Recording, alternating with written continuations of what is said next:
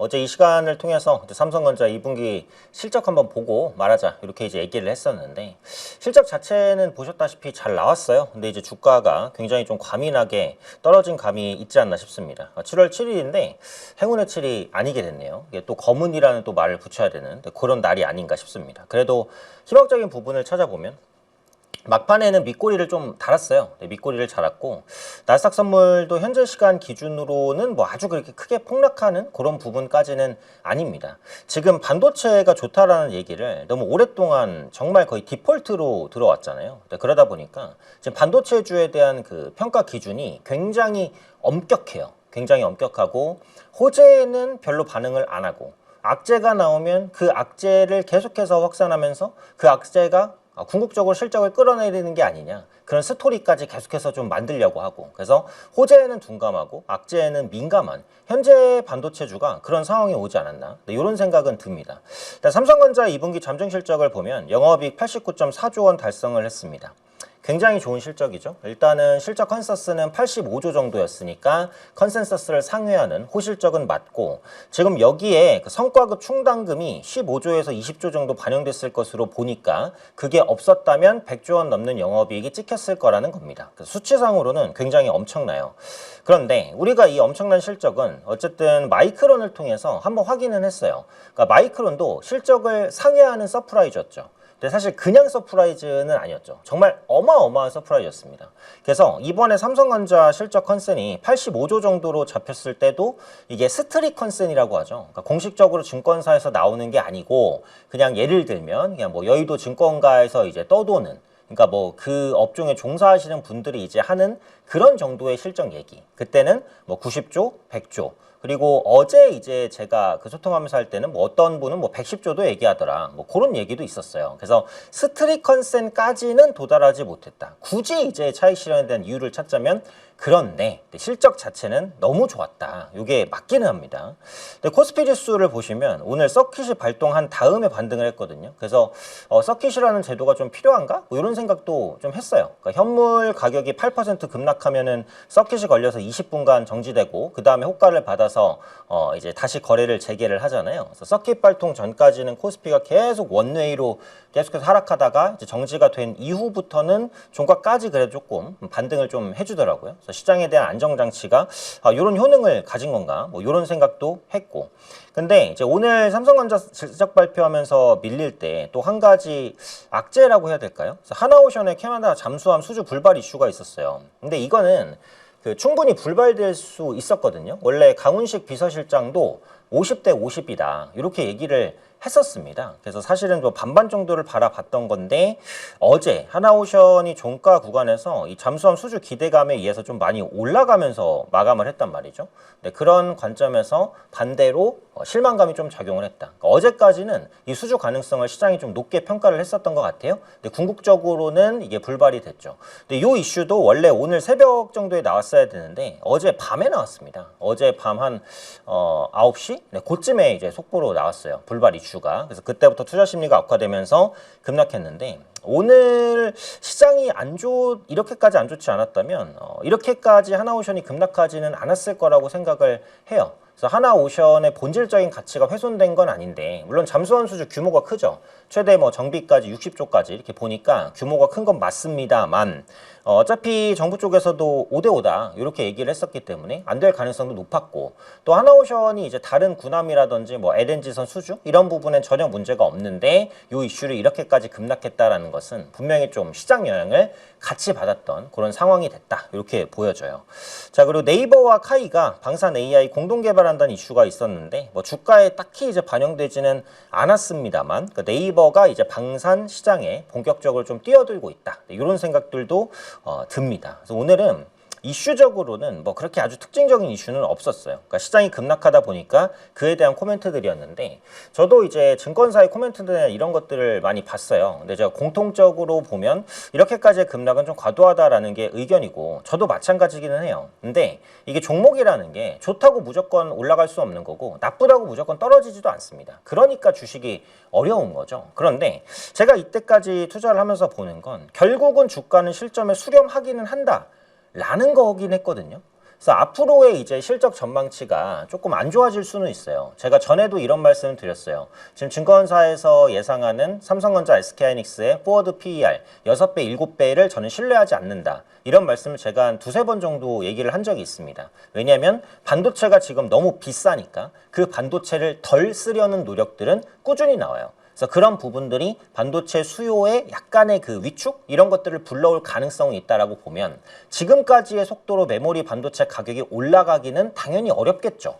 네, 그러면 속도 조절 차원에서 생각보다 메모리 가격이 더 천천히 올라간다 혹은 동결된다 라고 했을 때는 포워드 PER도 조정이 돼야 될 겁니다. 그래서 제가 6, 7배 정도는 신뢰하지 않는다라고 했지만 그걸 감안해도 싼 건 맞아요. 그래서 지금 2분기 실적이 좋았고 3분기는 컨센이 지금 100조까지도 찍히죠. 그러니까 2분기가 정점으로 꺾인다라고 하면 또 모르겠어요. 그럼 그때는 또 리스크 관리를 하는 게 맞는데 지금은 이제 3분기 이익에 대한 가시성도 좋잖아요. 그래서 제가 이제 반도체주 흔들릴 때 S7 보유하신 분들은 차라리 삼성전자, SK하이닉스로 모으는 게 낫겠다. 이런 말씀을 드렸고 지금도 제 의견은 똑같기는 해요. 그래서 포트 구성상으로는 40에서 50% 반도체 저는 여전히 그렇습니다. 오늘 사는 것도 저는 추가 매수는 가능하다고 생각을 했고요. 다만 타이밍적으로는 아닐 수도 있죠. 기술적으로는 내일 더 빠질 수도 있으니까. 근데 오늘 사서 내일 수익을 보겠다. 오늘 사서 다음 주에 수익을 보겠다. 그 타이밍은 사실 못 맞춰요. 못 맞춥니다. 근데 오늘 사서 한 달이든 두 달이든 언제가 될지 모르겠지만 이게 이제 정상평가를 받을 때 매도하겠다라고 한다면 저는 매수가 가능한 위치라고 생각해요. 물론 궁극적으로 이게 나중에 가서 맞을지 틀릴지가 결정이 되겠고 제가 그때 가서도 또 말씀을 드릴 수도 있겠지만 제가 보는 뷰에서는 그렇습니다. 그리고 추가적으로 제가 항상 말씀드리는 게 실적주잖아요. 지금도 외국인은 코스닥 시장에서 실적주를 계속 사고 있습니다. 오늘 특징 섹터를 한번 볼게요. 오늘은 이제 반도체주가 망가지면서 하락 종목도 많았고 지수는 엄청 안 좋았죠. 근데 상승한 섹터는 또 의외로 많았어요. 보시면 정유주, 카지노주, 편의점, 화장품, 음식료, 게임, 엔터 이거 말고도 다른 섹터들도 올라온 섹터가 많습니다. 근데 이들 섹터의 공통점은 실적주다 라고 제가 말씀을 드렸어요. 그래서 외국인이 오늘 코스닥 시장에서 순매수했죠. 근데 외국인이 코스닥 시장에서 산 종목들 보면 다 실적주입니다. 다 실적주면서 바닥에 있는 실적주예요. 오늘 제가 그 증권사 분이랑 그 대화를 한 적이 있는데 이제 그분이 그러시더라고요. 그러니까 제가 그런 말을 했어요. 코스닥이 계속 떨어지는데 외국인은 코스닥 실적주를 계속 산다. 그럼 그 외국인도 지금 물렸습니다. 코스닥에서. 엄청 물렸어요. 마이너스 20%, 30%가 그냥 찍혀요. 그래도 계속 삽니다. 그럼 그런 과정들을 이제 어떻게 봐야 될까라고 이제 얘기를 했는데 그분이 그러셨어요. 그러니까 지금 삼성전자, SK하이닉스를 외국인은 팔잖아요. 차익 실현입니다. 여전히 엄청난 차익 실현이에요. 반도체가 급등하기 전부터 샀으니까. 그럼 반도체가 급등하기 전에 예를 들어서 삼성전자 5만 원, 6만 원일 때 그때부터 외국인이 매수하고 갖고 있었다면 외국인은 그 시기를 엄청 지루하게 견딘 겁니다. 그죠?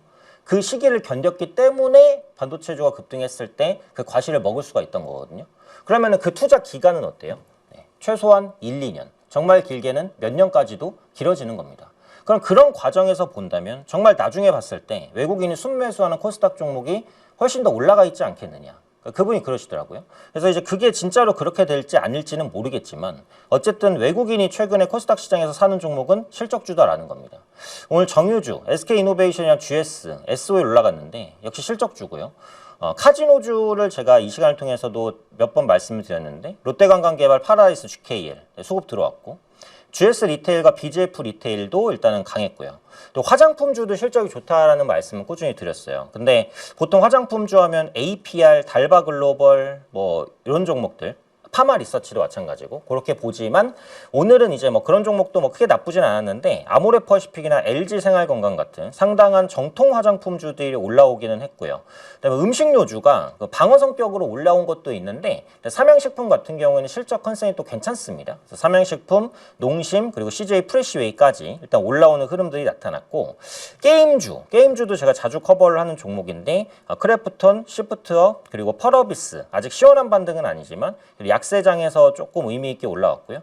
오늘은 엔터주가 눈에 띄게 좋기는 했어요. 하이브가 꽤 큰 상승폭을 보였고 그 다음에 SM과 YG엔터 이런 섹터들과 종목들은 제가 계속 말씀드리는 대로 실적주입니다. 그래서 지금은 반도체주도 당연히 실적주죠. 네, 반도체주도 실적주인데 반도체는 지금 악재에 너무 민감하고 또 외국인 수급에 걸려 있어요. 그죠? 외국인이 계속해서 국내 증시를 팔 때 빅2를 기준으로 팔다 보니까 그에 따른 악영향을 받을 수밖에 없고 근데 여기다가 단일 종목 레버리지까지 수급에 악영향을 끼치니까 그런 부분에 따른 변동성을 받다 보니까 단순히 실적으로 논리만 보고 움직이진 않는데 지금은 반도체를 제외하고도 낙폭과대 실적주는 많다라는 말씀을 드렸어요. 그리고 그런 종목군들은 꾸준히 견인이 되고 있기는 합니다. 그래서 여전히 실적이 중요한 포커스가 된다라는 거죠.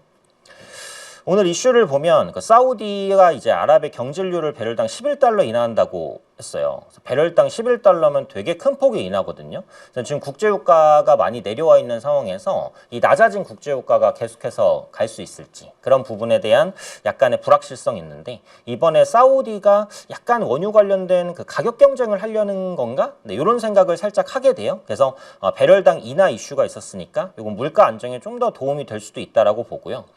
또 중요한 건 앞으로 SK하이닉스의 2분기 컨센 조정 여부다라고 생각을 합니다. SK하이닉스가 2분기의 컨센서스를 조정을 어떻게 할까? 지금 60조 원 후반대였는데 요게 살짝 높아질 가능성도 있다. 삼성전자도 일단 컨센을 상회했으니까. 근데 이제 삼성전자가 실적 발표를 하면서 급락을 맞았잖아요. 그래서 오히려 반대로 SK하이닉스는 실적 발표 이후에 지수가 반등할 가능성도 있기는 해요. 어차피 이제 학습 효과니까. 그래서 SK하이닉스의 컨센이 좀 조정되는지 그런 부분들도 한번 보자라는 거고요. 앞서도 언급드렸듯이 외국인 투자자는 코스닥 시장에서 종목을 선별적으로 매수합니다. 그래서 외국인이 코스닥 시장에서 어떤 종목을 매수하는지 보는 것도 현재 투자에 좀 도움이 될 수 있지 않을까 이런 생각이에요. 코스닥 지수가 정말 심각하게 많이 빠지잖아요. 그러니까 코스닥 시장에 상장되어 있는 종목이 대부분 빠집니다. 근데 코스닥 종목은 코스피보다 실적이 안 좋아요. 당연하죠. 네, 코스피는 지금 PER이 8배, 9배 이 정도밖에 안 나오는데 코스닥은 한 30배 나온단 말이에요. 코스닥이 아무리 빠져도 실적으로 코스피에는 못 비벼요. 근데 지수가 이렇게 빠진다고 해서 코스닥에 상장된 모든 종목이 실적이 안 좋냐? 그건 아니라는 거죠. 여전히 엔터주, 예를 들면 하이브밴 엔터주는 지금 PER이 13배, 15배밖에 안 나옵니다. 그리고 증권주, PER 6배, 7배밖에 안 나오고요. 게임주도 PER 10배 안 나오는 게임주가 많아요. 이 정도까지 낮은 평가를 받은 적이 거의 없었어요. 근데 지금 이런 종목군들이 아예 안 움직이면 또 말을 할 필요가 없는데 이런 종목들이 오늘도 또 수급이 들어오면서 견인되는 그런 모습들이 나타났단 말이에요. 그래서 실적주는 어쨌든 꾸준히 조금 버티려는 그런 시도들은 계속한다. 그래서 종목을 압축한다고 할 때 그 키워드는 당연히 실적이다. 근데 이제 이걸 반대로 말하면 PER이 높은 종목은 조금 이제 투자 심리가 좋지 않을 수 있다는 거죠. 예를 들면 우주항공 테마주, 스페이스X의 나스닥 이슈가 있기는 합니다만 그거 하나만으로 견인하기는 조금 어렵다. 이런 생각도 들고 2차 전지주도 지금은 좀 시간이 걸릴 수밖에 없다고 생각을 해요. 그러니까 LG 엔솔은 또 실적이 괜찮긴 했는데 그냥 괜찮은 정도지 굉장히 좋은 실적이다 이렇게 보기는 좀 어렵거든요. 그래서 2분기에 확실하게 실적이 좋게 나올 섹터는 일단은 수급적으로 좀 버텨주는 흐름들. 근데 그렇지 않은 섹터는 수급 이탈. 이런 패턴이 계속해서 반복적으로 나타나고 있다. 이렇게 보여집니다. 그래서 요거는 오늘 시장이 이제 하도 많이 빠져서 의미는 없긴 한데 그래도 나왔으니까 한번 볼게요. 6월 현대차와 기아의 판매율인데 제가 요걸 한 달에 한 번 정도는 체크를 하거든요. 근데 보면 현대차 같은 경우에는 판매 성장률이 좀 전체적으로는 좀 마이너스가 찍히긴 하죠. 마이너스 5.8%. 근데 기아는 이제 내수랑 서유럽, 인도까지 다 좋아서 전체가 9.6% 플러스로 찍힙니다.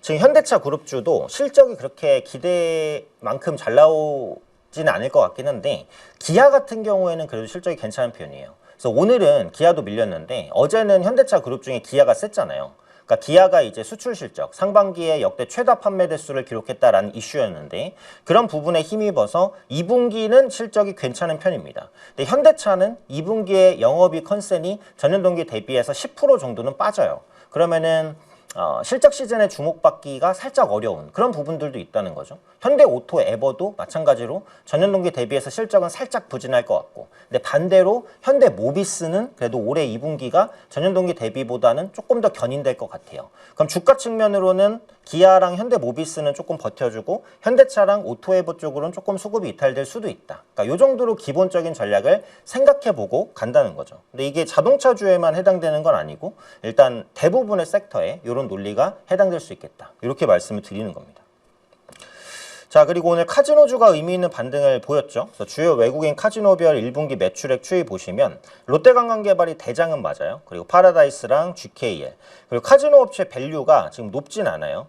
강원랜드가 10배가 안 되는 수준이고 파라다이스 13배, GKL 롯데관광개발 11배, 16배입니다. 근데 이게 그 한국만 이런 거는 아니고요. 마카오 인덱스 주가도 보시면 별로 안 좋잖아요. 그래서 글로벌적으로 카지노주들이 그렇게 큰 밸류를 받고 있지는 못한 게 사실이기는 해요. 근데 그걸 감안해도 좀 워낙에 많이 빠졌고 오늘 같은 날 반등을 보여주는 건 어쨌든 의미는 있다라고 보거든요. 약세장에서 그래도 상승을 했으니까. 그래서 지금이 개인 투자자 위주의 장이잖아요. 그래서 개인 투자자분들이 그동안은 이제 반도체 가져가면 무조건 수익 이렇게 생각을 하셨다가 그 믿음이 좀 흔들리는 시기죠. 그러니까 이제 반도체 말고 많이 빠진 실적주가 있을까? 이렇게 이제 생각하시는 게 아닌가. 그런 느낌이 들어요. 그래서 개인 자금들도 실적주에 좀 들어오는 것 같고, 근데 외국인은 진작에 그런 액션들을 이미 코스닥 시장에서 취하고 있었습니다. 근데 외국인이 산다고 무조건 수익이냐? 절대 아니다. 외국인이 지금 산 코스닥 매수 상위 종목들 보면 대부분 다 마이너스입니다. 마이너스 10%, 20%, 30%. 당연하죠. 코스닥 지수가 이렇게 박살이 났는데. 근데 그래도 외국인은 계속 사요. 지금은 싸다고 생각하고 그들은 시간에 구애받지 않으니까.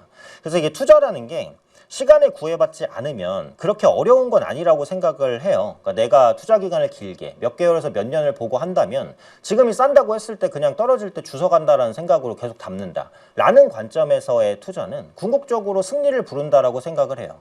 다만 이제 타이밍을 잡지 않았기 때문에 좀 막연하죠. 언제 수익을 볼지를 모르는 상태에서 불확실성을 감수하고 하는 것이고, 또 조금 샀는데 뭐 날아가면 수익이 적을 수 있고, 그죠? 그런 부분들이 있는데 저는 성향상 적게 먹더라도 확실히 먹고 길게 끌더라도 조금이라도 확실히 먹는 걸 좀 선호하기 때문에 그렇게 투자 기간을 길게 보고, 항상 제가 3분 매매 말씀드리잖아요. 분할 매수, 분할 매도, 분산 투자. 그런 전략을 지켜가는 게 장기적으로 저는 시장에서 살아남는 길이다 이렇게 생각을 합니다. 이건 뭐 지금만 말씀드리는 건 아닌데 또 오늘 시장이 또 급락을 했기 때문에 새삼스러울 것도 없지만 그냥 한번 얘기를 해봤고요. 자, 그리고 어제 증권주가 강했죠. 실적 기대감이 있었는데 오늘은 또 증권주가 조금 약했죠. 지수가 빠지니까 어쩔 수 없었다라고 보실 수 있을 것 같아요. 그래서 고객 예탁금과 증권 고객 예탁금 보면은 요즘에 예탁금이 사실 살짝 흔들립니다. 그죠? 그러니까 예전이랑 외국인 수급은 크게 달라진 게 없어요. 외국인은 그냥 계속 팔아요. 코스피에서. 오늘도 많이 팔았고.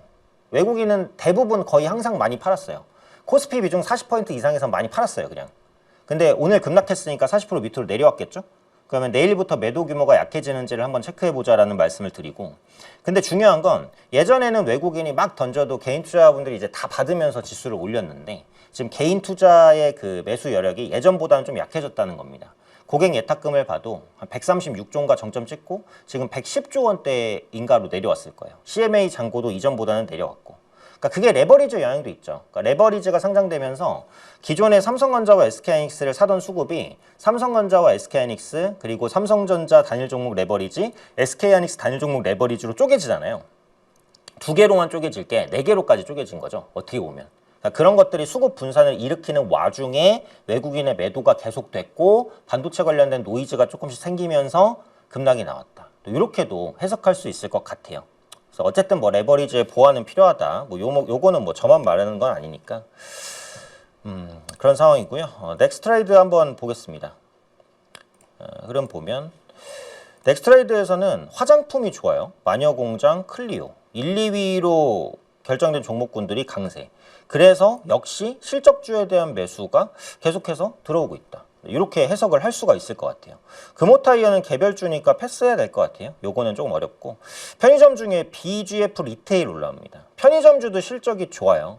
상반기에 외국인 매출이 50에서 100%까지도 개선됐다라는 말씀을 드렸어요. 그래서 GS 리테일 같은 경우도 주가 보시면 쉽게 무너지지 않습니다. 무너질 때 타면 저가 매수로 오고 하면 저가 매수로 오고 이런 흐름이거든요. 그래서 BGF 리테일도 실적주고 달바 글로벌이 넥스트에 살짝 올라와. 이것도 실적주예요. 현대 롯데 마찬가지. 그래서 오늘 장 그리고 넥스트레이드 여기서 움직이는 종목들 다 반도체를 제외하고는 일단은 실적주다. 네, 이렇게 보여집니다. 압축은 반드시 컨센서스를 체크하고 네, 그렇게 가자라고 말씀을 드려야 될 것 같아요. 네, 시황은 여기까지 한번 보도록 하고요. 삼성전자가 지금 60일 이평선입니다. 간당간당하죠. 여기를 지지해 주는 게 중요한데 일단 밑골이 달긴 했어요. 달아서 이제 그 기본적으로는 한숨을 돌렸다 이렇게 이제 봐야 되는데 물론 내일장까지는 봐야겠죠. 내일장뿐만 아니라 뭐 이번 주를 봐야겠지만 60일 이평선이 만약에 이탈되면 기술적으로는 좀 더 밀릴 수는 있습니다. 근데 중요한 지지 라인에서 밑꼬리를 달았기 때문에 현 구간부터 반등을 해주면은 당연히 좋겠죠. 또 조금 더 지켜볼 문제라고 보고. 포워드 PER을 제가 100% 신뢰할 수 없다라고 말씀을 드렸지만 그걸 감안해도 저렴한 주가라고는 생각을 합니다. 네. 그래서 제가 그 삼성전자나 SK하이닉스 항상 똑같이 말씀드리는 게 뭐예요? 급등하면은 비중 좀 줄이고 급락하면 좀 비중 좀 늘리자. 이 말씀이잖아요. 그래서 저는 여전히 삼성전자는 비중을 늘릴 수 있는 그런 위치다. 저는 이렇게 생각을 합니다. 그러다가 이제 오늘 뭐 밑에서 많이 늘리신 분이 내일 혹시 뭐 급등한다. 이러면 위에서 좀 줄일 수도 있겠죠.